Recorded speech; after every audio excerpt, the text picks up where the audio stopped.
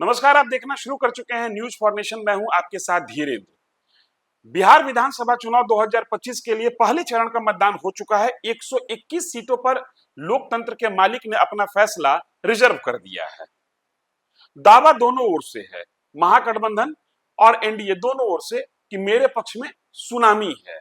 लेकिन वास्तविक सुनामी है किसके पक्ष में, यह दावा दोनों का खुल जाएगा 14 तारीख को। 14 नवंबर को मतों की गिनती होगी और फैसला सामने होगा।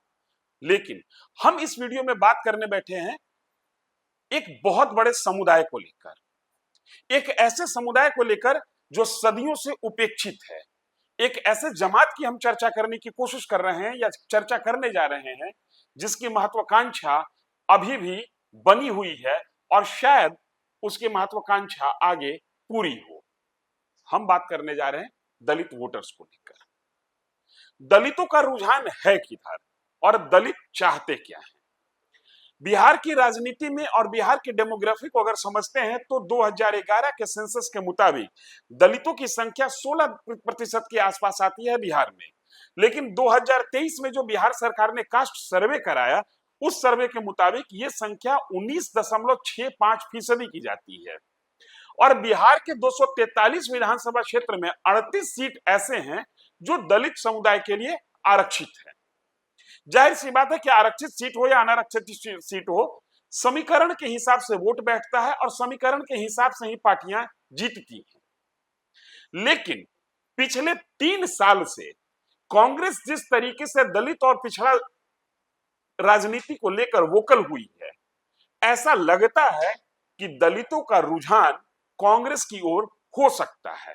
इसके पीछे की एक मूल वजह है, 3 प्रमुख जातियां हैं दलित समाज में और ये तीनों जाति मिलाकर दलित समाज की 65% की आबादी बनती है।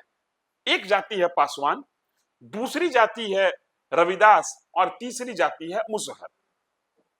राजनीतिक चेतना की बात करें तो पासवान और रविदास समाज में राजनीतिक चेतना सबसे अधिक है।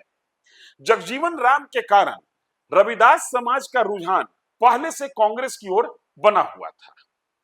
लेकिन बिहार की राजनीति में नीतीश कुमार ने जिस तरीके से दलित समुदाय के अंदर एक प्रयोग किया और दलित और महादलित, दलित के बीच में महादलित शब्द को वो जिस तरीके से गढ़े हैं, वो शब्द कहीं ना कहीं दुसाध जाति जो पासवान समाज है उसके अंदर एक क्षोभ बना है, एक आक्रोश बना है एनडीए को लेकर। चिराग पासवान इस जाति के नेता जरूर हैं, लेकिन अभी भी वो अपनी जाति के मतदाताओं को इस नीतीश कुमार के प्रयोग को लेकर कन्विंस करने में नाकाम साबित हो रहे हैं कि आखिर क्यों दलितों की जमायत से राज्य सरकार ने पासवान के साथ भेदभाव किया था। ये भेदभाव किया था मैं इसलिए कह रहा हूं कि आगे के दिनों में नीतीश कुमार की भी पॉलिटिक्स में समग्रता की बात की और वो भी तमाम दलित जमात को अपनी ओर लेने में कामयाब रहे, या ये कहिए कि तमाम दलित समाज के लिए अपनी नीतियों को खोल दिया। अब दलित समाज की चिंता है क्या? दलित समाज की चिंता है अनएम्प्लॉयमेंट, दलित समाज की चिंता है शिक्षा, दलित समाज की चिंता है दलितों के प्रति जो एट्रोसिटीज होती है, जो एक तरीके से दूसरे समाज के लोगों का दुर्व्यवहार होता है, उससे सुरक्षा। और कांग्रेस जैसे जैसे कॉन्स्टिट्यूशन बचाओ, संविधान बचाओ की बात को आगे बढ़ाते हैं, वैसे वैसे संविधान बचाने की बात वो जब जब करते हैं तब दलितों के अंदर एक सुरक्षा का भाव जागता है।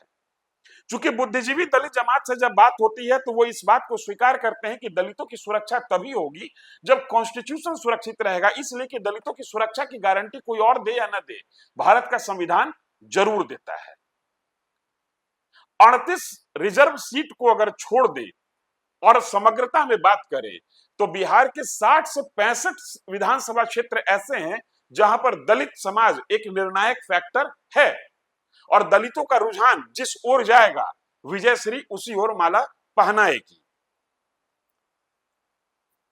जो कुछ भी योजनाएं चल रही हैं उस योजना से अधिक दलित समाज की आकांक्षा है और उस आकांक्षा को पूरा करने के लिए कांग्रेस ने जिस तरीके से नैरेटिव गढ़ने की कोशिश की है और कांग्रेस के नेता कांग्रेस की पार्टी हाल के दिनों में दलित समाज के साथ जो प्रयोग किया है, इसका भी इसका भी फायदा कांग्रेस को मिल सकता है। सवर्ण जाति से आने वाले अखिलेश प्रसाद सिंह को हटाकर एक दलित युवा नेतृत्व के हाथ में कांग्रेस की कमान देना कांग्रेस के लिए बिहार में तुरुप का इक्का साबित हो सकता है। ये कुछ ऐसे महत्वपूर्ण कारण हैं जिस कारण के आधार पर यह कहा जा सकता है कि बिहार का दलित जमात उम्मीद के साथ कांग्रेस की ओर देख रहा है। हालांकि इस जमात के वोट पर गिद्ध दृष्टि तमाम पॉलिटिकल पार्टी की है, लेकिन सवाल यह खड़ा होता है कि राजनीतिक दल जिस नजरिए से दलित को देख रहे हैं, क्या दलित भी जवाब में उसी नजरिए से उन पार्टियों को देख रहा है? सवाल खड़ा होता है कि दलितों की सुरक्षा की गारंटी की बात कर कौन रहा है? तमाम पॉलिटिकल पार्टी के स्टैंड को आप देखें बिहार विधानसभा चुनाव के मद्देनजर, तो ऐसा लगता है कि राजनीति ओबीसी केंद्रित है। लेकिन कांग्रेस जिस तरीके से नैरेटिव गढ़ने की कोशिश कर रही है बिहार विधानसभा चुनाव को लेकर ही नहीं, अगर बिहार विधानसभा चुनाव को लेकर कांग्रेस नैरेटिव गढ़ती तो हो सकता था कि इसको माना जाता कि दलित जमात के साथ एक तात्कालिक नैरेटिव है। लेकिन लगातार पिछले 2.5-3 साल से संविधान बचाओ के नाम पर कांग्रेस जिस नैरेटिव को गढ़ने की कोशिश कर रही है, उस नैरेटिव के आसरे दलितों के बीच में एक सुरक्षा का भाव जगा है और इस भाव का फायदा कांग्रेस को मिल सकता है। कितना फायदा मिलेगा ये कांग्रेस नेतृत्व, कांग्रेस के उम्मीदवार और कांग्रेस की जो चुनाव प्रचार की शैली है वो तय करेगा। लेकिन इस बात में कोई दो मत नहीं कि कांग्रेस के नैरेटिव के साथ दलित समाज अपने आप को सुरक्षित महसूस कर सकता है और कर रहा है, और उस नैरेटिव में दलित समाज अपने आप के लिए स्थान देखता है। लिहाजा प्रथम चरण के चुनाव के बाद कांग्रेस इस जमात को साधने के लिए कितनी कोशिश करती है ये परिणाम तय करेगा। कांग्रेस के प्रदेश अध्यक्ष दलित समाज से आते हैं और उनका चुनाव भी, उनका निजी विधानसभा क्षेत्र भी यही सेकंड फेज में 11 तारीख को मतदान होगा। उसमें एक बहुत बड़ा चेहरा कांग्रेस पार्टी का जो कि दलित है, उसकी राजनीति भी दांव पर लगी हुई है। एक बहुत बड़ा क्षेत्र बाबू जगजीवन राम का इलाका, जहां से वो राजनीतिक क्षेत्र की बात मैं कर रहा हूं, जहां का वो प्रतिनिधित्व करते थे, उनकी बेटी मीरा कुमार भी उस लोकसभा क्षेत्र का प्रतिनिधित्व कर चुकी हैं। उस इलाके में भी मतदान होना बाकी है। इसलिए ये सेकंड फेज का चुनाव ये तय करेगा कि कांग्रेस का पुराना वोट बैंक सवर्ण, मुस्लिम और दलित फिर से कांग्रेस की ओर मुड़ता है या नहीं मुड़ता है। कोशिश तो जारी है। अब कोशिश कितनी कामयाब होगी ये 14 नवंबर को क्लियर होगा। लेकिन हमने आपको ये बताने की कोशिश की कि एक बहुत बड़ी आबादी जिसकी संख्या 19.65% है, जिसका प्रभाव क्षेत्र 60 से 65 विधानसभा क्षेत्र में है और जिसके लिए आरक्षित सीटों की संख्या 38 है, उस जमात की चाहत है क्या, और उस चाहत को पूरा करता हुआ उस जमात की चाहत को पूरा करने में कौन सी पार्टी सक्षम दिख रही है।